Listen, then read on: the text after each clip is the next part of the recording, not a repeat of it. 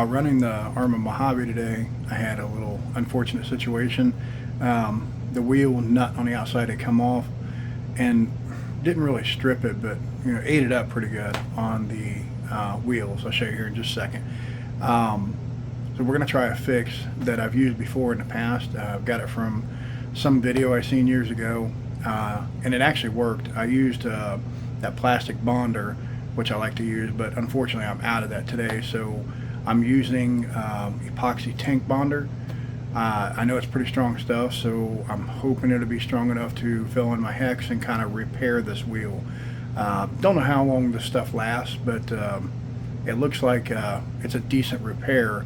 As I said, I've done it before, and it was an old Red Cat Nitro. I ran that thing for, I don't know, 2 years after that. Didn't have any problems with the hexes, as long as I kept the wheels tight, which that's a problem I have on the Mojave anyway. Those hexes are just too thin, so I really need to find something that's better. But those wheels themselves, they only go in like 4 or 5 millimeters. I mean, they're not very big, so it is what it is.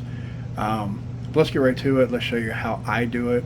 If anybody has any better ideas, or maybe you've come up with something better, by all means comment below, because I'd like to know.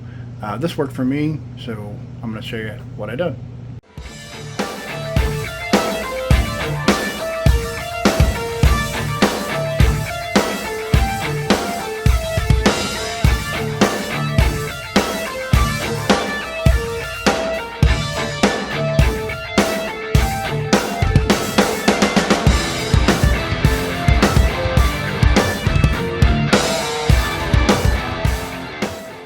Alright, so after my run today with the Mojave, I have some rounding starting off here in my wheel hexes. So I've cleaned them out fairly well. I had one tire lose a hex, the nut. So what I'm going to do is I'm going to attempt to fill it with this here. It's all I've got here, the clear epoxy. Hopefully it'll last. We'll wrap some Teflon tape around this, stick it in the hole there, and let it dry. Hopefully it'll kind of create a little bit of a new hex here, so let's get right to it. So what I've done is I've just taken some and put it out here, and the idea is that we're going to mix it together. If I can hold it all at the same time one-handed, kind of give it a little bit of a mix like this until you feel like it's mixed all up. Then we're going to put it in the hex. We need to take and wrap some Teflon tape around this and see if we can get a little protection here, that way we don't lose the hex. If you do it right, they should look something similar to this here. And then what we're going to do is we will fill in around here with just a little bit of that epoxy that I made, stick those in there, and hopefully we'll be golden. Alright, so basically I'm just going to take and get some of this on the pick, like so, without spilling it everywhere. Just kind of take and blob it in there a little bit. You don't want too much in there. I've done this repair one other time. I got it from a video years ago. I don't even remember where I got it from. And I don't even know if this is the right kind of epoxy that you're supposed to use, but it's what I got on hand, so it's what I'm using. So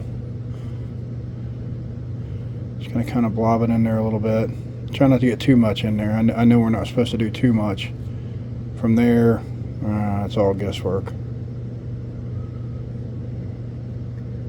So what you're trying to do is basically create a new hex area on the damaged area. So that one looks pretty good. Switch over to the other guy here. This one's a little more severe. This is tank epoxy. Like for fuel tanks and such, so I'm hoping that it's good and strong. Obviously you don't know until you do it, but that's the whole idea anyway. So almost done with this one here, and then we'll take and stick the hexes in there and let it sit for a day or so. I think you gotta let them sit 24 hours or something similar to that. So we'll come back to this in a day or so and check our progress, and hopefully it'll be ready to rock and roll. I could probably take them apart next day, 12 hours or something like that, but I don't know if that's a good idea or not. So let's go ahead and get our hexes from over here. And basically you're just going to want to stick them in the way that they go. Like so. And see how that kind of squishes some of it out? You'll have to get all that stuff out of there unless you don't want the hex to come out of there. So I know they're supposed to be pretty tight. Okay, so what I'm going to do now is I'm going to get this cleaned off here, and I'm going to take my paper towel, kind of wipe around it. Try not to get the Teflon tape off of there. I don't think the thing has to be 100% perfect, but looks like I'm getting some of the tape off, which I don't want to do that. Just kind of blob it off if you have to. That should still work. So basically what you got is the area is filled in with the epoxy that hopefully will take care of this. So we'll come back to this in a day or so, try to take the hexes out and see if we did any good. It is the next day, so let's see how these have hardened. Okay, so we're going to take them over here and we're going to put a couple nuts on the other side. So we've got a couple nuts on the other side. I'm just going to kind of hit it with my soft hammer here, see if I can get it to break free. That one looks like it might have broke free, and so did that one. So moment of truth here. Let's see what it looks like. That one broke free, and so did that one. So let's go ahead and take the nuts off. See if we can push it the rest of the way through. We can. This one as well. Okay, and let's look and see what we got here. Now that Teflon tape, there's probably going to be some of it residual there. There's nothing you can do about that. So, actually it does look like a nice clean hex. I'm going to let it dry a little bit more before I put them back on, but I think that'll work. I mean, just looking at it through the camera here, it looks like a nice clean hex. Looks like it filled in the areas it was starting to round, so that might be the trick, guys. If this works, this will only be like the second or third time I've done this, and I've had pretty good luck with it, honestly. This one over here is a little bit questionable. Nah, okay, that's just the Teflon tape and the darkness from the stain on the plastic that I couldn't get off. So yeah, I think that'll work. I think that will. We'll put them on the truck and see what it does. Hexes are not lost, by the way. You just take the Teflon tape out of them and you can reuse them for whatever you want. So you're not losing anything doing this. The only thing that you're gaining is hopefully a nice patch repair on your stripped out wheel hexes. So it's been about 6 or 8 hours, somewhere in that neighborhood. We're going to go ahead and put them on the truck. I'm not going to run it yet today, but I just want to see if they fit. Now, one thing I will say is I'm not really a fan of how thin these hexes are right here, but if you look at your wheel here as well, it's pretty thin as well. So I mean, it is what it is. So let's just see if I can do this one-handed and get a wheel fitted on there, see if it even works.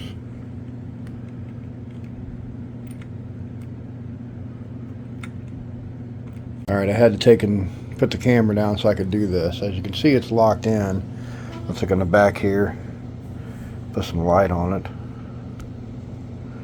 Looks like it's locked in pretty good. It's all the way to the end over here where the hub or whatever starts, so that's good. So alright, let's go ahead and get the nut locked down, and then we'll go on to the second one here. Now these are going to be really tight because basically you're making a an area that's kind of like a new hex, so it's all going to be nice and tight. But you want to, when you put these nuts on too, that's one thing I forgot to tell you here. See how one side's smooth, the other side's serrated? You want the serrated side on the rim itself so that the shiny side is out. As you can see, there's not a lot there to grip, and there's not even a whole bunch of threads there.